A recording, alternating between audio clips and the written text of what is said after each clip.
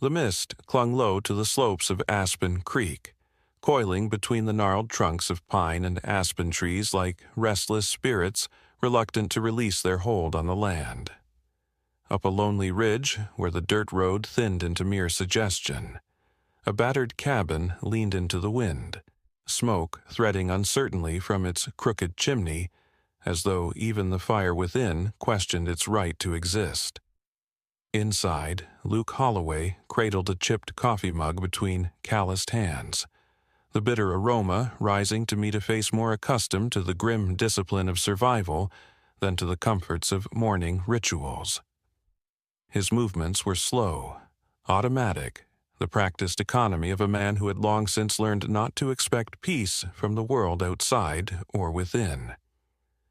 Silence filled the cabin, thick and oppressive, broken only by the crackle of the old wood stove and the distant murmur of the wind. It was in that heavy quiet that the sound found him. A thin, broken note, barely louder than the creak of the settling walls, yet so raw, so steeped in anguish, that it reached inside him and gripped something he had thought long dead. Luke froze, the mug slipping from his grasp, shattering against the worn wooden floor in a sharp explosion of sound that seemed almost obscene against the breathless stillness that followed. Without thinking, he moved toward the door, driven by an urgency he did not question. The mist swallowed him whole as he stepped outside, boots sinking into the damp earth, breath pluming in the cold morning air. The world beyond the porch had disappeared into shifting veils of gray, the trees and rocks rendered indistinct and otherworldly, and for a moment he stood suspended between past and present, between memory and reality. Then he saw her. Emerging from the mist, like a phantom conjured by grief, stood a German shepherd, her body so gaunt that every rib pressed against her filthy, matted coat. She should have looked feral, threatening, but there was no violence in her bearing, only a profound, shattering sorrow. Her eyes, deep pools of dark amber, were heavy with unshed tears that streaked the mud-caked fur of her face, and clutched carefully in her jaws was a puppy, bloodied and limp, its small body dangling like a broken hope. Luke's heart clenched painfully at the sight, old instincts roaring back to life, crowding out the years of deliberate numbness he had wrapped himself in. Every breath hurt as he took a step forward, then another, until he stood a few feet from her, close enough to see the tremors racking her frail frame, close enough to feel the desperation that radiated off her in waves. The shepherd met his gaze with a pleading so raw it transcended species, transcended reason, and with infinite care, she laid the puppy at his feet before retreating a few steps and sitting heavily, her body sagging under the weight of exhaustion and fear, yet her eyes never leaving him. Luke knelt slowly, his every movement deliberate, his combat-trained muscles straining against memories he had fought to bury. He extended his hand, palm down, letting the wounded mother see that he meant no harm, and only when she did not flinch did he reach out to touch the tiny body lying motionless before him. The fur was soaked and sticky with blood, the skin cold beneath his fingers, but when he pressed 2 fingers against the fragile chest, he felt it. A fluttering heartbeat, faint and erratic, but stubbornly there. Alive. A whisper of hope stirred inside him, tentative and fragile, and he gathered the puppy into his arms with a tenderness that made his throat ache.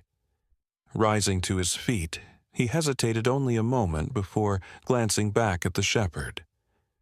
She remained seated, every fiber of her being straining toward the life he now carried, but some invisible barrier held her fast. "You coming?" he said quietly, his voice rough with emotion, unused. The shepherd quivered, but did not move. Luke understood. Trust had been broken too many times, in too many ways for an invitation alone to bridge the chasm. He turned back toward the cabin, clutching the puppy to his chest. and left the door ajar behind him. Inside, he laid the puppy on a threadbare blanket near the stove, the only source of warmth in the cabin aside from his own battered soul. His mind shifted into the cold, clinical focus he had once wielded under fire, as he stripped away the blood-matted fur, cleaned the bullet wound, and fashioned a crude splint for a fractured leg using popsicle sticks and medical tape from the battered kit he never truly thought he'd use again. Every movement was deliberate, every action a prayer stitched into trembling hands that had once tried and failed to hold back death on another continent under a very different sky. He worked in a silence broken only by the soft rasp of his own breathing and the occasional whimper from the tiny body fighting for its right to live. Outside, the rain came hard and fast, hammering the cabin with a fury that made the windows rattle in their frames. The shepherd remained where he had left her, a forlorn silhouette against the swirling gray, soaked to the bone but unyielding in her vigil. Something in that stubborn loyalty cracked the last of Luke's defenses, and without realizing it, he found himself speaking softly as he worked. "Not letting you down," he murmured to the puppy, to the mother, to every soldier he had ever failed. "Not this time." When he looked up again, she was at the door, her paws muddy and trembling, her body carrying the ghost of discipline, of training long since buried under fear and hunger. She stepped inside with infinite caution, her head low, her posture wary but not hostile, and Luke found himself holding his breath as if afraid that a wrong move would shatter the fragile trust taking root between them. He stayed still, allowing her to approach in her own time. She crossed the cabin in slow, careful steps, every motion broadcasting pain and uncertainty until she reached the puppy. With a low, broken whine, she nuzzled the tiny form, her tongue rasping gently over the blood-matted fur, and Luke thought he saw a flicker of movement, a weak twitch of a paw, a shallow gasp of air. Relief surged through him so fiercely he had to sit down hard on the floor, his knees buckling under the weight of it. The mother settled beside the puppy with a long, shuddering sigh, curling her battered body protectively around him, her eyes closing for the first time since she had appeared at his door. Luke leaned back against the rough logs of the cabin wall, his gaze drifting from the battered shepherd to the tiny, breathing miracle cradled against her warmth. He did not know where they had come from or what horrors they had survived to reach him, and he did not know what lay ahead, but in that moment, under the battered roof of a lonely cabin, he understood one thing with a clarity sharper than any he'd known in years. Whatever road had brought them here, whatever storms they had endured to find this place, they were no longer alone on it. The storm had arrived with a fury that shook even the deep-rooted pines of Aspen Creek, hammering the mountainside with relentless sheets of cold rain and snapping the brittle remnants of autumn's golden leaves from the trees. The old cabin groaned under the onslaught, the wind howling like the ghosts of wars Luke Holloway tried so hard to forget. Inside, beneath the dim light of a single oil lantern, Luke moved with the fierce, focused precision of a man back in the middle of a battlefield, his hands working over the fragile body of the injured puppy as if his own life depended on the outcome. He wrapped the pup in heated towels salvaged from the cabinet under the sink, using a battered blow-dryer to provide gentle warmth, careful to keep the tiny chest rising and falling in a steady rhythm. His fingers checked and rechecked for the thready pulse at the pup's neck, finding it weaker than he liked but still stubbornly present.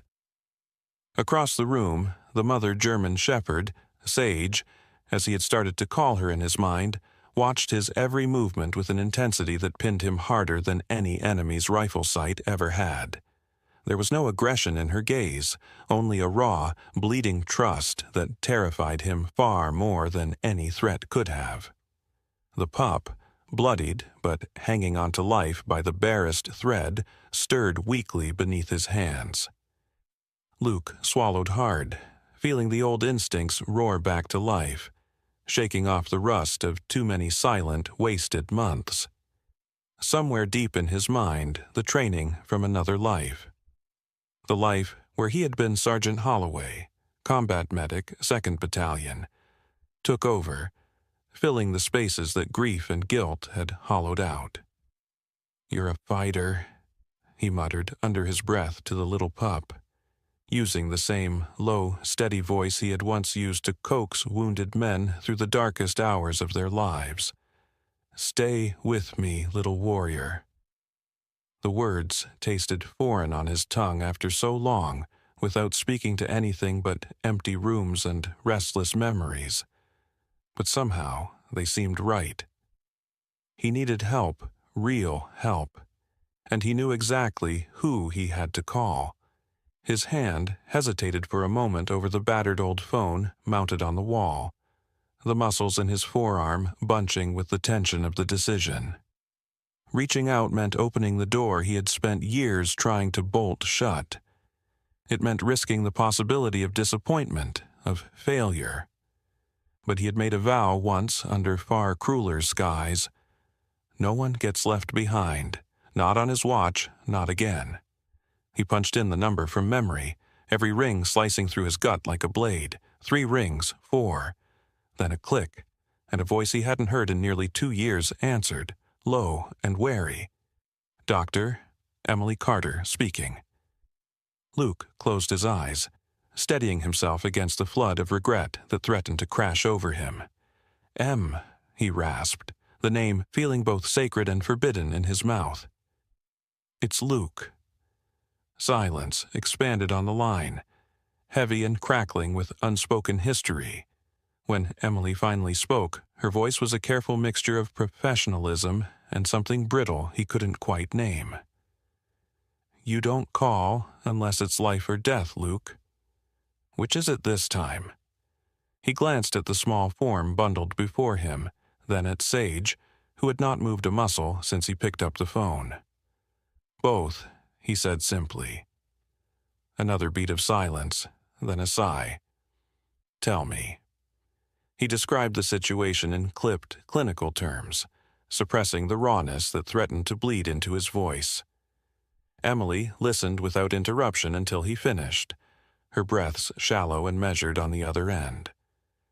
"I'll be there," she said finally, the familiar steel threading through her words. "Give me 2 hours. The roads are a mess with this storm." "You'll need 4-wheel drive," Luke warned. "And chains." "I know what I'm doing," she snapped. But the edge softened immediately. "Keep him warm. Keep him breathing. I'll bring supplies." Luke hung up without saying goodbye, unable to form the words, and returned to the puppy, forcing his mind to stay in the present, to the tiny heartbeat still fluttering against impossible odds. Sage shifted closer, pressing her thin frame against the stove's warmth, her eyes never leaving her baby. Luke knelt beside her, close enough to feel the shiver rippling through her exhausted body. "You did good," he murmured, reaching out slowly to brush his fingers against her matted fur. "You brought him here. You trusted me." The German shepherd pressed her nose briefly against his wrist, the touch so deliberate it made his breath catch in his throat. A silent pact was forged in that moment, forged not by words, but by something deeper, something ancient and enduring. The kind of bond born not of ownership, but of survival. By the time the first sweep of headlights cut through the thick rain and illuminated the cabin's clearing, Luke's muscles ached with exhaustion, but he dared not relax. He rose stiffly to open the door, bracing against the chill that rushed in with the wet wind. Emily Carter stepped from her Jeep, her parka plastered to her frame by the wind, a medical bag slung over one shoulder. She looked almost exactly as he remembered, tall, with a determined set to her jaw, and eyes sharp enough to see straight through the lies people told themselves. For a long moment, neither of them spoke, the storm raging around them, the years of silence stretching out like a chasm at their feet. Then Emily moved forward, pushing past him without a word, and dropped to her knees beside the puppy. "Vitals," she barked, "all business. Thread pulse, breathing shallow. Entrance wound here," Luke reported, pointing. She nodded, already examining the pup with deft, confident hands. Sage stirred but did not interfere, her gaze flicking between Luke and Emily with wary calculation.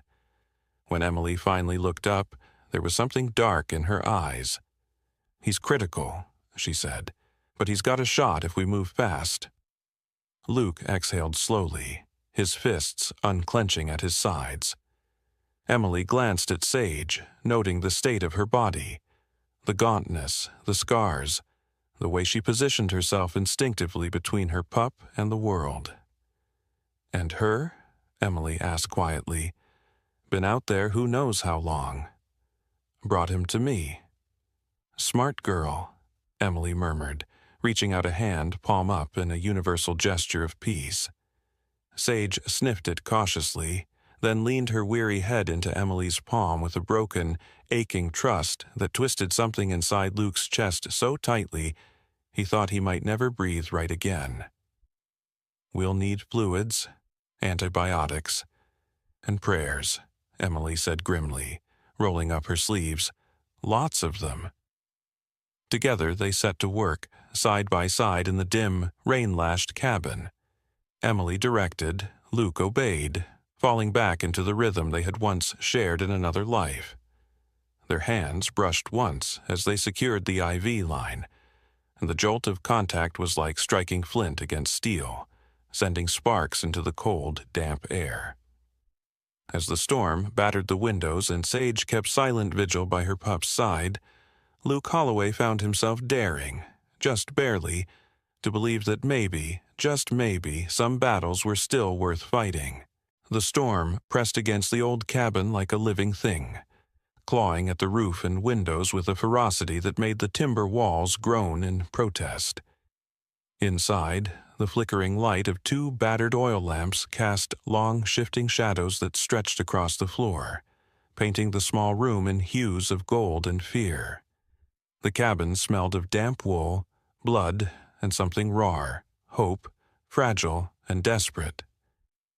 Luke Holloway moved with the grim purpose of a man who had long ago learned that when life hung by a thread, there was no room for hesitation. Emily Carter worked beside him, her face set in hard, determined lines, as she monitored the pup's breathing and adjusted the IV dripping precious fluids into its tiny vein. Between them, Sage never wavered from her position. Her battered body curled protectively around the heating pad that cradled her pup. It had been nearly 6 hours since Emily arrived, and exhaustion had carved deep lines around her eyes, but she never once faltered. Luke caught himself studying her in the moments between tasks, remembering another time when her stubbornness had infuriated him as much as it had drawn him in. Some things, it seemed, never changed. The puppy, whom Emily had tentatively named Lucky, though Luke hadn't dared to attach a name yet, remained alive, though just barely. His breathing, while still shallow, had steadied under their combined care, a small but critical victory in a night full of looming defeats. "You were always too damn stubborn to quit," Emily muttered without looking up, her hands deft as she cleaned the edges of the gunshot wound. Luke didn't answer. He didn't need to. The words weren't a rebuke, they were a recognition, a thread tying them together across years and heartbreak. A knock, or perhaps just a louder gust of wind, rattled the door. Both Luke and Emily stiffened instinctively, old habits from old lives. Luke moved to the door cautiously, peering out into the swirling darkness. Standing just outside, battered by rain but upright with a tenacity that demanded respect, was Jonas Reed. Luke opened the door fully and ushered the old man in without a word. Jonas shook himself like an old grizzly, scattering droplets onto the rough wooden floor before pulling off his sodden coat. "Hell of a night to play midwife," Jonas grunted, his deep voice rumbling through the room like distant thunder.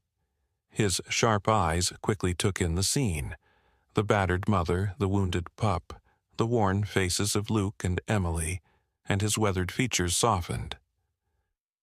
"Looks like you found yourself a damn miracle," he said, lowering himself carefully onto an overturned crate. Emily filled him in with quick, efficient words as she continued working, her hands never pausing. Jonas listened without interruption, nodding occasionally, his face grim when he heard about the gunshot wound. When she finished, Jonas leaned forward, resting his elbows on his knees. "Sage isn't just any stray," he said quietly, as if the storm might overhear and carry the truth away into the night. "That scar on her hind leg? I recognize the type of wound. That's an old injury from shrapnel, maybe even a landmine. She's seen things most humans couldn't survive." Luke frowned, the implications settling heavily on his shoulders. "You think she's military?" "Wouldn't be the first," Jonas said. "There was a training facility not far from here, shut down years ago. Some of the dogs were retired properly. Some weren't so lucky. The irony wasn't lost on any of them." Emily paused her work for a moment, exchanging a look with Luke that said more than words ever could. Survivors recognized each other, even when scars were hidden beneath the skin. Sage shifted slightly, pressing her nose against Lucky's tiny body, nudging him with a mother's gentle insistence. Lucky whimpered, a weak but unmistakable sign of life, and Luke felt something inside him unclench, something that had been wound tight since the moment he first heard that broken cry in the mist. The storm intensified, rattling the windows hard enough that Jonas rose and began reinforcing the shutters with strips of wood and nails from a bucket by the door. Luke joined him wordlessly, falling into a rhythm that was comforting in its familiarity. Men like them didn't talk about fear. They built against it, hammered it down until it was quiet enough to bear. As they worked, Emily continued tending to Lucky, her soft voice murmuring encouragements even though the pup likely couldn't hear. Sage watched every movement with an intensity that bordered on reverence, as if she understood that these strangers were her last, fragile hope. At some point near midnight, Jonas built a fire in the stone hearth, the crackling warmth pushing back the worst of the cold. The three of them gathered around it, Luke seated nearest to Sage and Lucky, unable to bring himself to step away for even a moment. Emily wrapped her hands around a chipped ceramic mug filled with coffee so strong it could have stripped paint, her gaze distant. "You remember that old corpsman saying?" she asked softly, not looking at him. "You save one, you save the world." Luke nodded, the memory bitter on his tongue. Never thought it would apply to a half-pound puppy. Emily's laugh was quiet and without humor, but it carried a strange kind of comfort. "Maybe it applies even more to him." The wind howled outside, but inside the cabin, a different kind of battle raged, quieter, more insidious. Luke could feel it coiling in his gut, the gnawing fear that all their efforts might still end in loss. He had faced down mortars and ambushes with steadier hands than he had now facing this tiny, fragile life. Jonas, sensing the storm behind Luke's eyes, said nothing. Instead, he produced a small vial from his coat pocket, a tincture made from local herbs known for their healing properties, and handed it to Emily without comment. She added a few drops to Lucky's fluids, her movements precise and reverent. Hours passed in a strange, timeless rhythm. Luke found himself drawn to Sage's side, resting one calloused hand lightly on her damp fur. She didn't flinch or pull away, only pressed closer, a silent acknowledgement of shared burdens. At some point near dawn, when the fire had burned low and the storm outside had softened to a sullen drizzle, Lucky stirred. A real movement this time, a paw twitching, a soft whimper that grew into a faint but determined cry. Luke dropped to his knees, disbelief and hope warring in his chest. Emily was already there, checking vitals, her smile breaking like sunlight across her exhausted face. "He's rallying," she said, wonder threading through her voice. "Damn stubborn little warrior." Sage nosed her pup urgently, her tail thumping once against the floor. Luke leaned closer, feeling the warmth of the pup's breath against his skin, the vibrant pulse of life returning to a body that had been half claimed by death. In that moment, as the cabin filled with the first tentative light of a battered new day, Luke understood something he hadn't allowed himself to believe in years. Healing didn't come all at once, in grand gestures or heroic rescues. It came in tiny victories, fought for in silence and stubbornness, measured in heartbeats and shallow breaths. Beside him, Sage looked up, her amber eyes locking with his in a gaze that was steady, fearless, and full of unspoken gratitude. He reached out, running his fingers gently behind her ear. And for the first time since the war, Luke Holloway allowed himself to hope that maybe, just maybe, the world had not finished with him yet. The aftermath of the storm left Aspen Creek battered and raw, the scars of its passing etched deep into the muddy earth and broken tree lines. From the porch of his cabin, Luke Holloway watched the mist curl over the hills like restless ghosts, his gaze sharp and unyielding. Somewhere beyond that fog, trouble was brewing, the kind that didn't arrive with sirens or warnings but crept in quiet, bitter, and armed with old fears. Sage lay silently at his side, her body taut, her breath steady despite the restless wind tugging at her matted coat. Lucky, oblivious to the rising tension, slept fitfully near the door, small paws twitching in dreams untouched by the world's cruelty. Luke tightened his grip around the railing, feeling the familiar pulse of instinct waking inside him, the sense that what was coming could not be avoided, only faced head-on. The low rumble of engines carried across the wet earth long before the trucks emerged from the fog. Luke recognized the shape of the lead vehicle immediately, Sheriff Dawson's cruiser, its battered frame splattered with dried mud from last night's floodwaters. Following closely behind was a battered farm pickup, its cargo bed bristling with the unmistakable silhouettes of rifles hastily stowed among ropes and feed sacks. The sheriff stepped out first, his expression heavy, his hat pulled low against the drizzle that continued to mist the valley. Behind him came two ranchers, faces lined with the hard years of working the land, eyes wary, suspicious.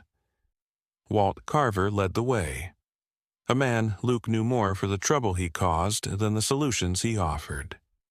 At his side walked Brian Sutter, whose reputation for letting bullets settle arguments needed no further embellishment. Emily emerged quietly onto the porch, jacket half-zipped, her stance mirroring Luke's, ready, unyielding, but holding back the inevitable fire. Sage stirred but remained in place, the set of her shoulders saying more about loyalty and training than any words could. Luke didn't call out a greeting. Words felt unnecessary in a moment like this. Sheriff Dawson's approach was slow, deliberate, his boots sinking slightly in the thick mud with every step. There was no hostility in the sheriff's face, only a resignation that spoke volumes. When he finally reached the steps, the silence between them weighed heavier than any accusation. Without invitation, Dawson spoke, his voice roughened by the damp morning air. "Got concerns, Luke. Folks saying there's a dangerous animal up here. Rumors travel faster than floodwater. Luke's fingers curled slightly against the rail, not from fear, but from a cold clarity settling over him. There would be no easy resolutions today. No understanding found through reason alone. Behind the sheriff, Carver shifted impatiently, spitting into the mud, his disdain thick enough to smell. Sutter's hand lingered too long near the rifle slung across his shoulder, an unconscious betrayal of the tension riding high among the group. Oh, Luke noted every detail, the way old soldiers learned to read a field before the first shot was ever fired. He glanced at Sage, who remained poised and silent, not so much as a growl rumbling from her chest. She didn't need to bare her teeth to make her message clear. This was her ground now, and she would not yield it easily. The sheriff spoke again, choosing his words carefully, but even caution could not soften the meaning. Law says, if an animal's deemed a threat, animal control has the right to remove it. No hearings, no questions, just gone. The implication hung between them like a blade.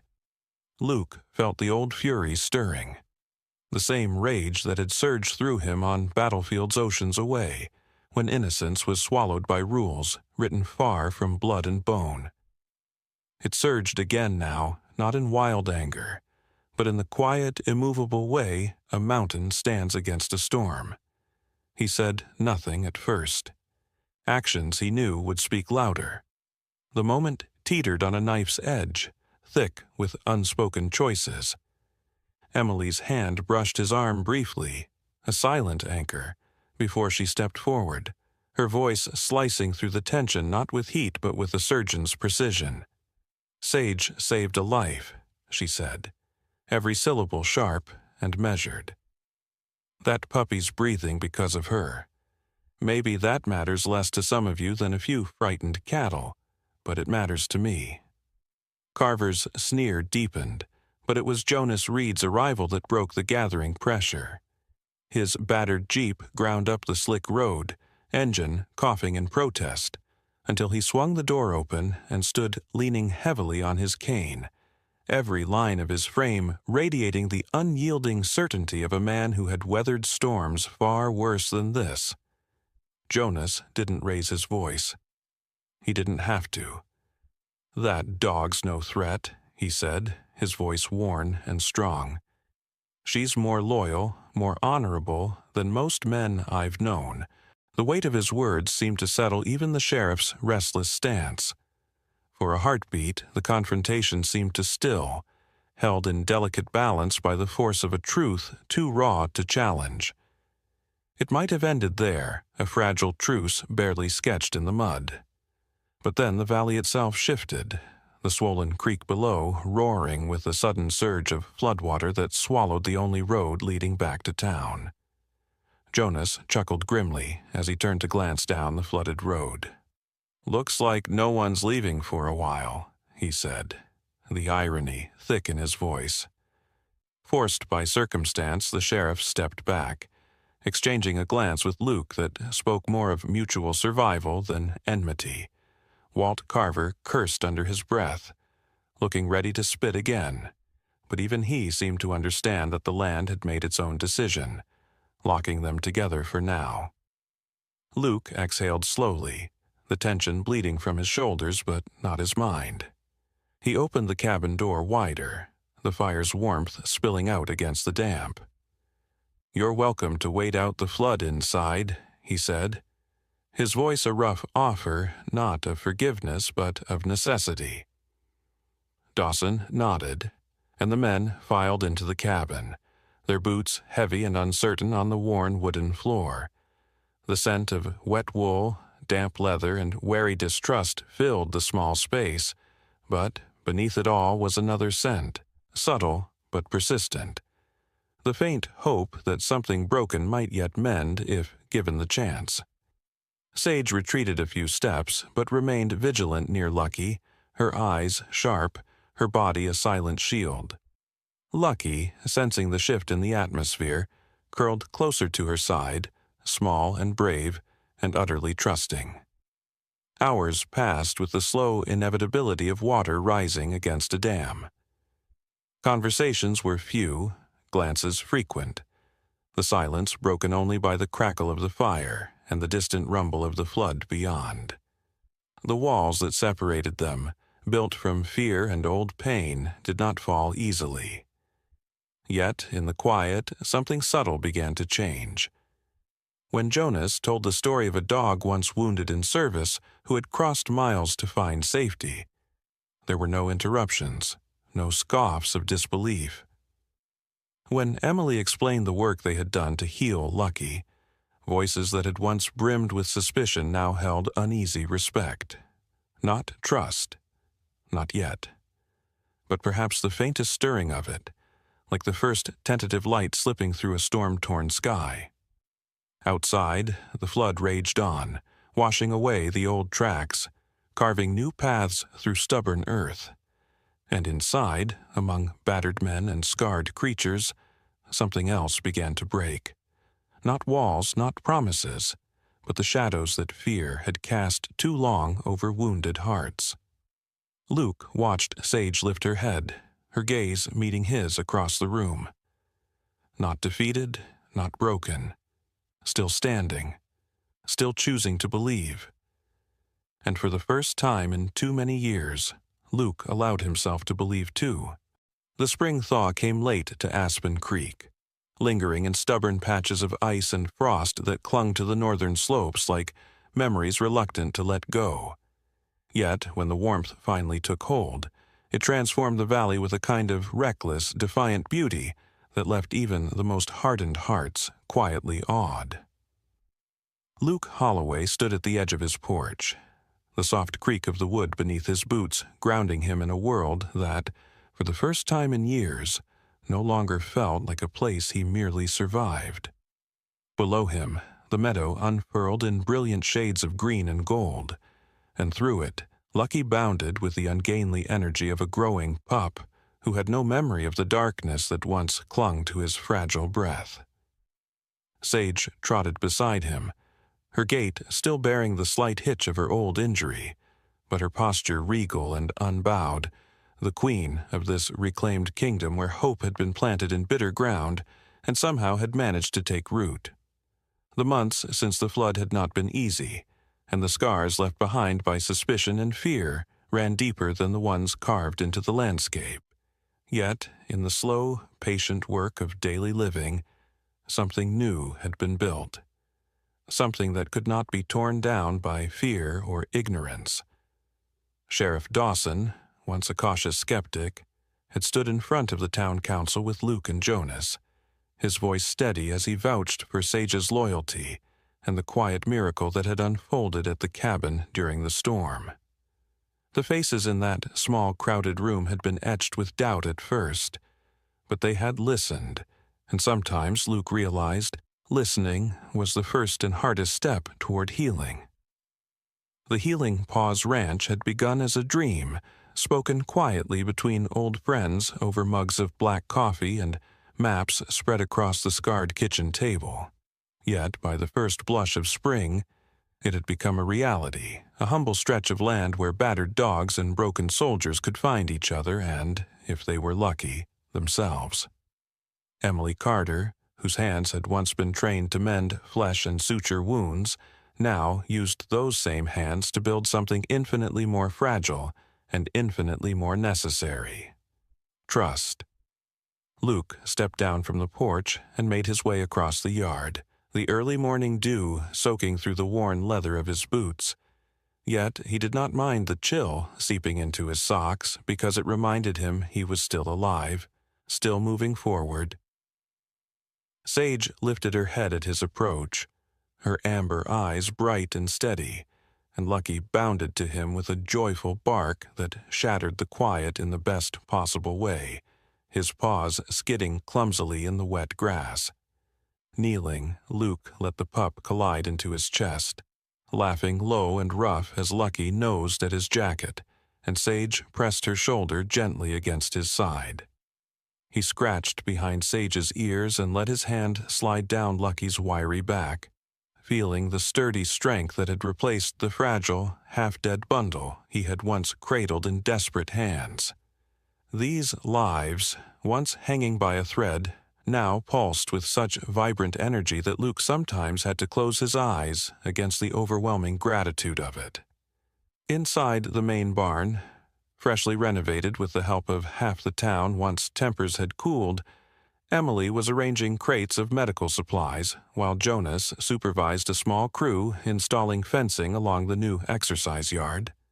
Their easy banter floated through the open windows, a counterpoint to the soft hum of the awakening valley, and Luke felt a smile tug at the corner of his mouth, unforced and real.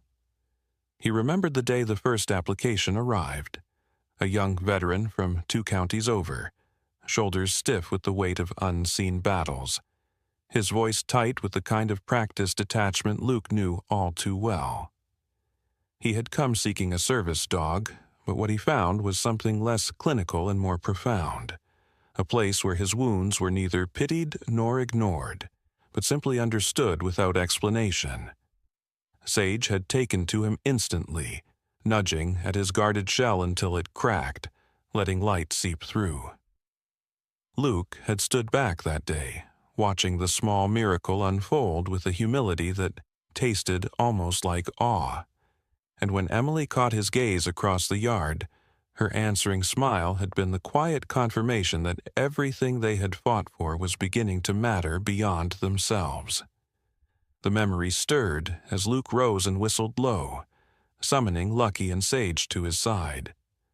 Today, a reporter from the county paper was coming to do a feature on the ranch, a prospect that still made Luke's skin prickle with discomfort, because the idea of public recognition sat uneasily with the man he had become.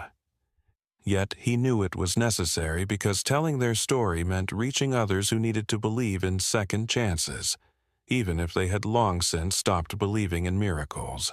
As he led the dogs back toward the cabin, Luke spotted Emily stepping out onto the porch, a clipboard tucked under one arm, her other hand shielding her eyes against the rising sun. She looked natural there, framed by the sturdy beams of the cabin, her hair catching the light like a banner, and for a brief, disorienting moment, Luke thought this must be what it felt like to come home, after a long war not measured by miles or battles, but by the silent, grinding distance of loneliness. He reached her side and accepted the cup of coffee she offered without a word, their fingers brushing briefly, an exchange of warmth that neither of them needed to name any more. Together, they watched as Lucky chased a drifting leaf across the yard while Sage supervised with tolerant patience, her tail giving the occasional, slow wag. Emily broke the silence first, her voice low and thoughtful.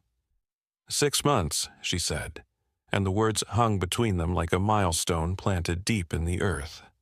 Luke nodded, sipping the coffee that scalded his tongue, but anchored him to the present.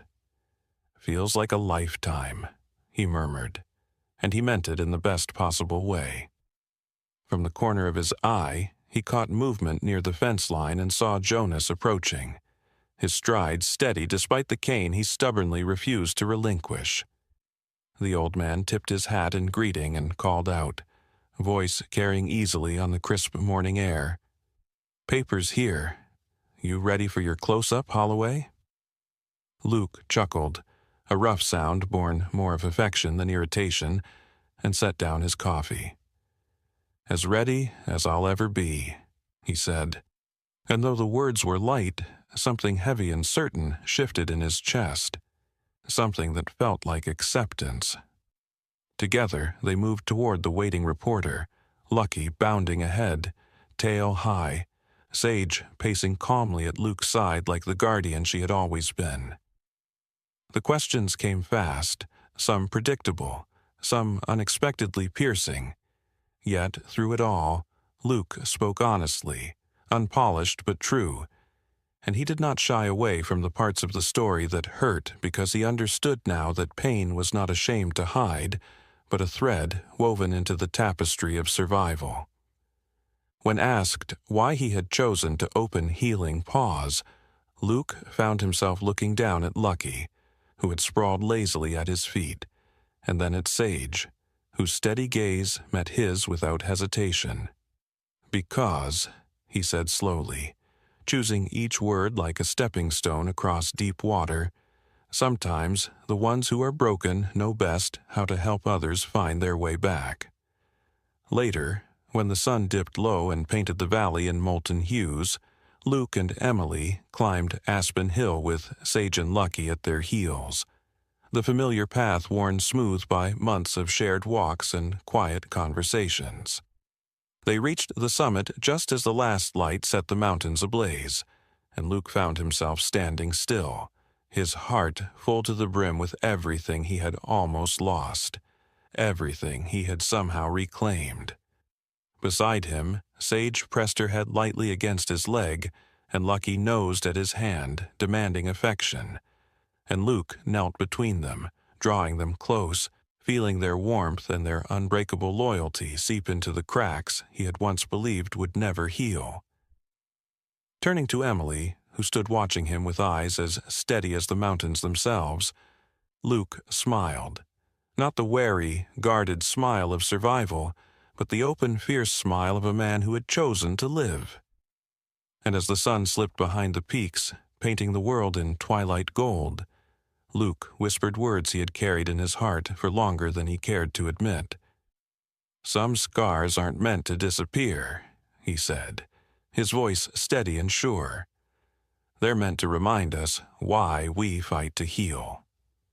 Emily reached for his hand, and together with Sage and Lucky by their sides, they stood facing the endless horizon where pain and hope met and merged.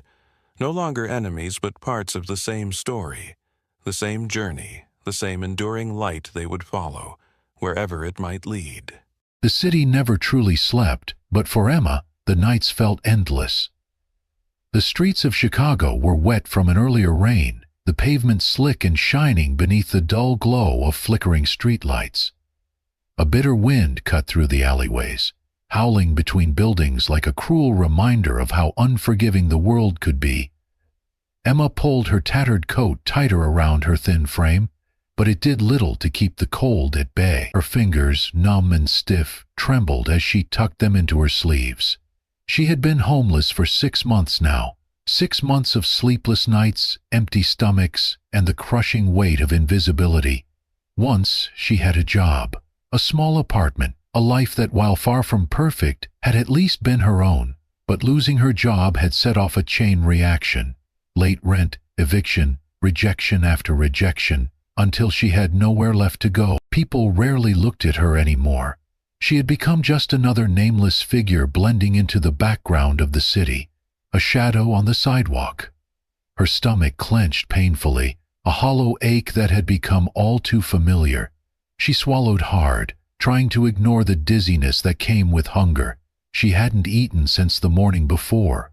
Reaching into her frayed backpack, she pulled out the last bit of food she had.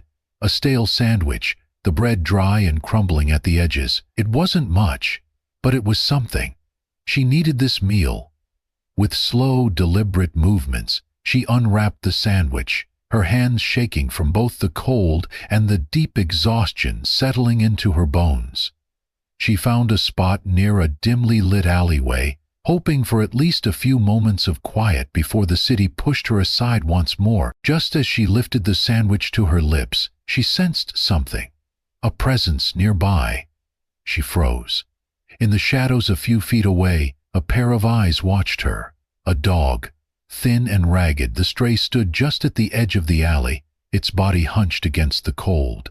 Its ribs jutted out beneath a dirty coat of fur, and its tail hung low, lifeless, defeated. But its eyes, deep brown and filled with something Emma recognized all too well, were locked onto her sandwich. She hesitated. This was her food, the only thing keeping her from another night of crippling hunger. Yet, as she looked into the dog's eyes, she saw something that made her chest tighten. Herself, alone, hungry, forgotten by the world. Emma sighed, her breath curling into the cold air.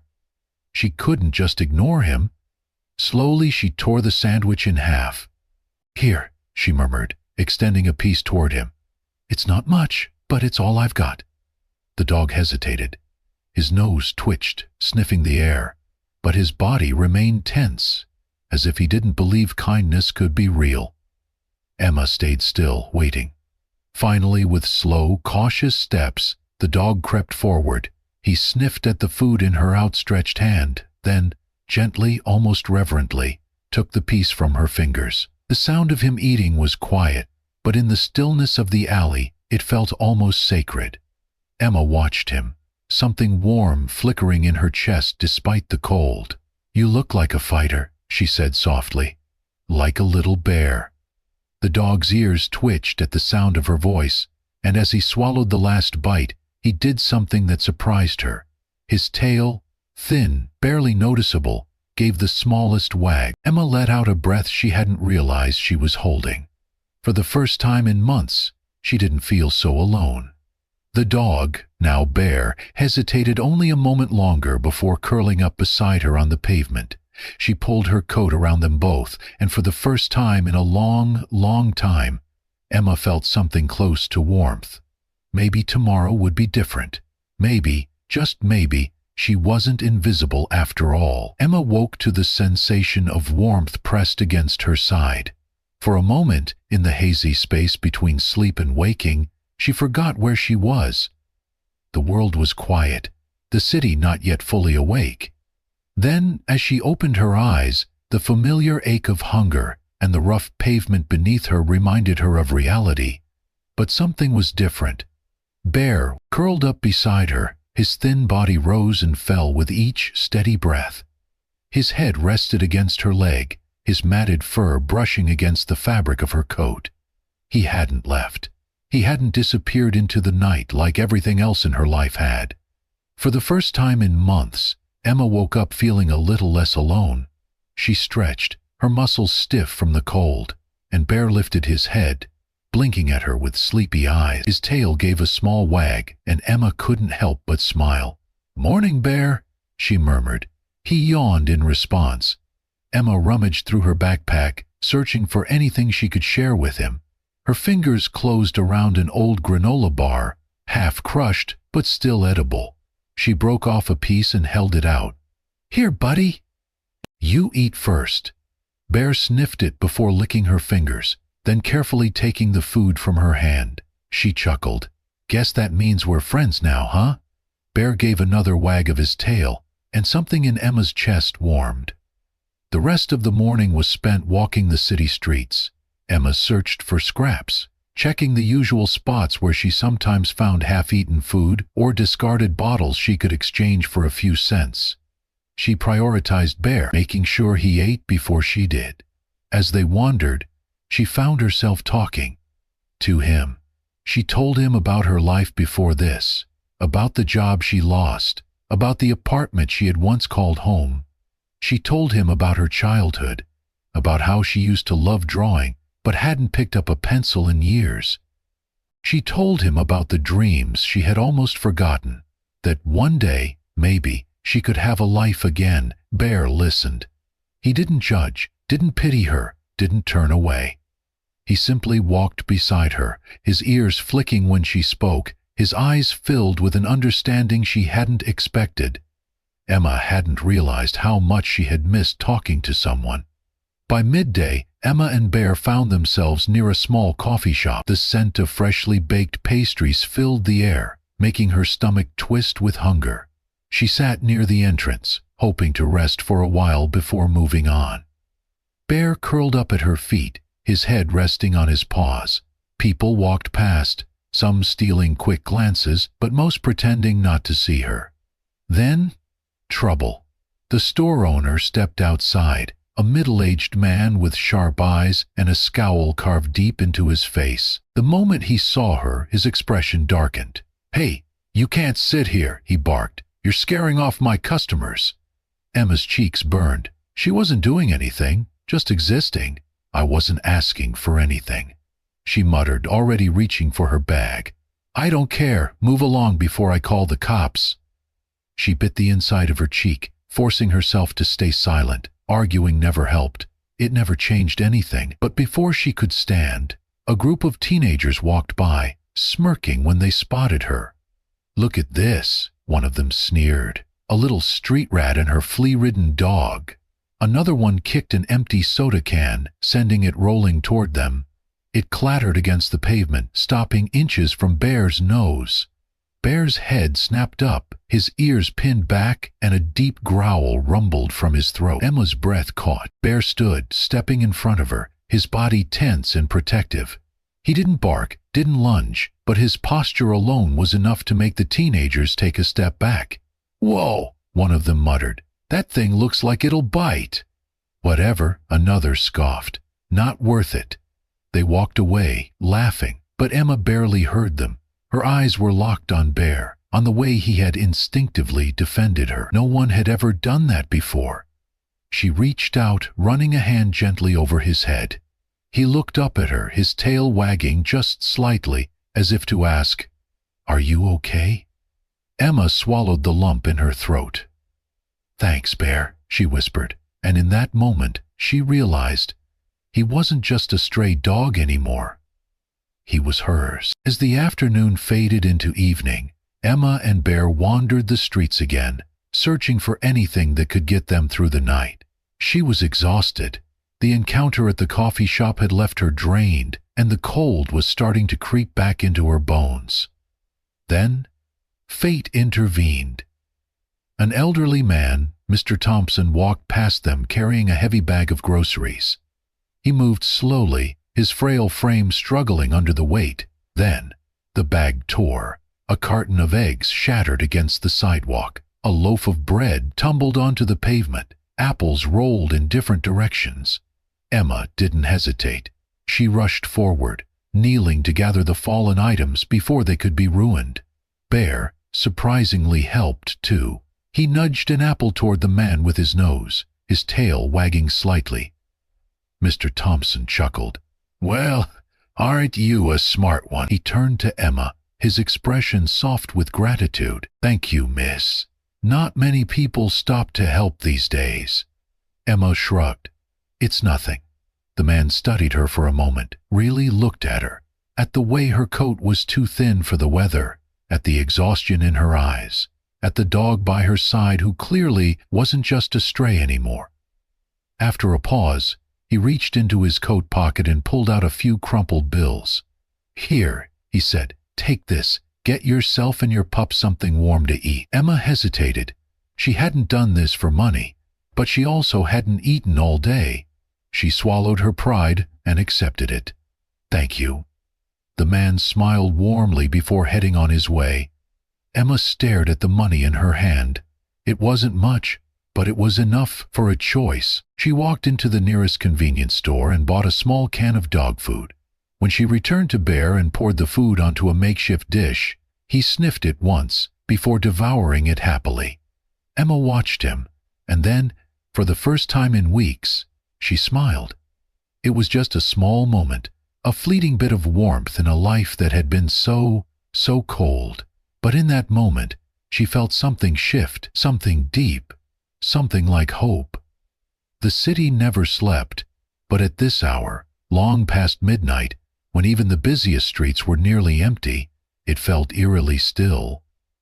Emma lay curled up in the corner of an alley, her coat wrapped tightly around her shoulders. The cold seeped through the fabric, but she had learned to endure it. At least tonight, she had Bear beside her, his body pressed close, sharing what little warmth they had. Her eyelids grew heavy, exhaustion pulling at her, lulling her into the fragile space between wakefulness and sleep. Then Bear jolted awake. A low, threatening growl rumbled from his throat. Emma stirred, disoriented. "Bear?" she murmured, rubbing her eyes. Before she could fully register what was happening, Bear sprang to his feet, his ears pinned back, his teeth bared. He barked, loud, sharp, urgent. Emma's heart pounded. She sat up just in time to see a man struggling with a woman just a few feet away. The woman was dressed well, mid-40s, wearing a business coat and heels, clearly someone who didn't belong in this part of the city at this hour. The man, a shadowy figure in dark clothes, was yanking at her purse, trying to rip it from her grasp. The woman gasped, stumbling back. "Let go of me!" Emma froze. She had seen things like this before, had learned to stay quiet, to stay invisible. But Bear didn't hesitate. With a sudden burst of movement, Bear charged at the man, snarling. The thief barely had time to react before Bear lunged, sinking his teeth into the fabric of his sleeve. "Get off, you stupid mutt!" the man yelped, shaking his arm violently. But Bear held on. The woman, eyes wide with shock, stumbled backward, clutching onto her purse as the thief struggled against Bear's grip. Then, panicked, the man ripped his arm free and bolted into the night, disappearing around the corner. Emma's breath caught. The woman, still trembling, clutched her purse to her chest. Her hands shook as she stared at Bear, then at Emma, who was just as stunned as she was. "Oh my God!" the woman breathed. "That dog, he saved me." Emma looked down at Bear, who was panting, his tail wagging slightly as if proud of himself. The woman took a deep breath, composing herself before turning to Emma. "Is he yours?" she asked. Emma hesitated. She wanted to say yes, but the truth was more complicated. "I guess he is now." The woman studied her, really looked at her, and for the first time, Emma felt seen. Not as a homeless girl, not as someone people walked past without a second glance, but as a person. The woman extended her hand. "I'm Mrs. Collins." Emma hesitated, then shook it. "Emma." Mrs. Collins glanced at Bear, then back at Emma. "Your dog is incredible, and so are you." Emma blinked. "Me?" "You didn't run," Mrs. Collins said. "Most people would have looked the other way, but you and your dog, you stepped in." Emma wasn't sure what to say to that. Mrs. Collins seemed to think for a moment before she asked, "Do you have a place to stay?" Emma stiffened. She wasn't sure if she should lie, but before she could say anything, Mrs. Collins spoke again. "I own a small pet store." "Well, it's a pet store and cafe combined," she said. "I could use an extra pair of hands. It's nothing glamorous, but it's honest work, and it pays enough for you to get back on your feet." Emma's heart skipped a beat. She had spent months being ignored, rejected, treated like she didn't exist, and now? This? She wanted to believe it was real, but part of her was terrified. "What's the catch?" she asked cautiously. Mrs. Collins smiled. "No catch, just someone willing to take a chance on you." Emma glanced at Bear. She thought about that first night, when she had shared her last meal with him. She thought about how, since then, he had never left her side. And now, because of him, because of that one small act of kindness, her entire life might be about to change. She took a deep breath, and for the first time in a long, long time, she said, "Okay." Emma stood behind the counter of Collins Pet and Cafe, carefully arranging a display of dog treats near the register. The scent of freshly brewed coffee mixed with the light aroma of pet food, creating a warmth that made the little shop feel like home. She never thought she'd use that word again. It had been 3 months since the night Bear saved Mrs. Collins, 3 months since she had been given a second chance. Now, Emma had a steady job, a paycheck, and a place to stay. It wasn't much, just a small rented room in a shared apartment, but it had a bed, a lock on the door, and a roof that didn't leak when it rained. And most importantly, Bear was with her. He had quickly become the unofficial mascot of the store, greeting customers with his wagging tail and soulful brown eyes. Children adored him, slipping him treats when they thought no one was watching. Regulars asked about him by name, stopping by just to give him a scratch behind the ears. Bear was safe, fed, and loved. And so was Emma. For the first time in a long time, she felt like a person again.